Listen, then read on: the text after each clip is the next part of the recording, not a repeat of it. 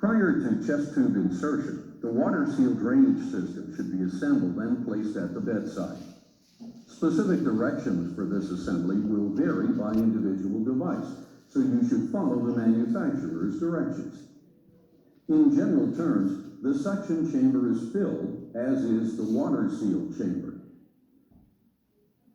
The drainage system is attached to wall suction, and the suction is adjusted so that gentle bubbling is noted in the suction chamber. The entire device may be hung on the bedside. Refer to the written portion of this procedure for more details on water-sealed drainage systems. Place the patient in a supine position and select an appropriate site for tube insertion.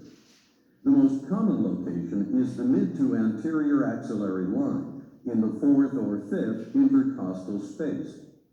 In general, the 5th intercostal space is approximately at the level of the nipple. The incision site should be lateral to the edge of the pectoralis major muscle and the breast tissue. Note that the skin incision is made over the rib that lies below the selected intercostal space. If possible, you may elevate the head of the bed to 30 to 60 degrees. This lowers the diaphragm and decreases the risk of injury to the spleen and liver. Before insertion, hold the tube beside the chest wall with its tip at the level of the clavicle. This estimates the distance the tube should be advanced from the incision site to the apex of the lung. You may place a clamp on the tube to mark the appropriate insertion distance. Next, prepare the area with antiseptic solution and apply a sterile drape. Using a 25-gauge needle, raise a wheel of local anesthetic over the selected rib. Switch to a longer 22-gauge needle and advance it through the wheel and anesthetize the deeper tissues. Direct the needle over the superior aspect of the rib, alternatively injecting anesthesia and aspirating back on the plunger. Fluid or air will fill the syringe when the pleural cavity has been entered. Inject additional anesthesia at this point to anesthetize the highly sensitive parietal pleura. Make a 3 to 4 centimeter skin incision with a scalpel directly over the selected rib. Use a Kelly clamp to bluntly dissect a tract over the rib. Create the tract immediately over the superior surface of the rib in order to avoid the intercostal vessels and the nerve which course along the inferior surface of the rib. You will encounter firm resistance when the parietal pleura is contacted. Continue to apply firm pressure and advance the Kelly clamp through the pleura and into the thoracic cavity. Penetrating the pleura is usually the most painful portion of the procedure, and extra anesthetic or analgesia may be required at this time. To avoid penetrating too deeply, hold the Kelly clamp several centimeters from the incision site prior to puncturing the pleura.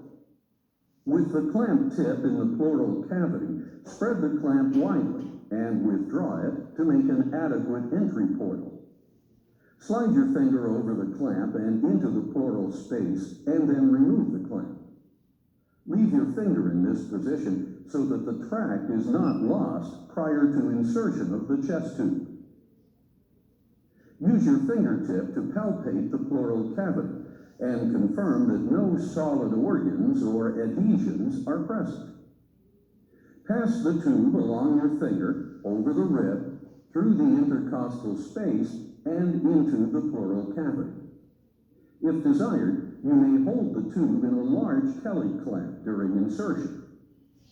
Direct the tube posteriorly, medially, and superiorly until the last hole is clearly intrathoracic, the marker clamp that was previously attached touches the chest wall, or there is resistance to advancing. After successful passage, attach the connection tubing from the suction system to the chest tube. Several methods are available to confirm proper placement of the tube.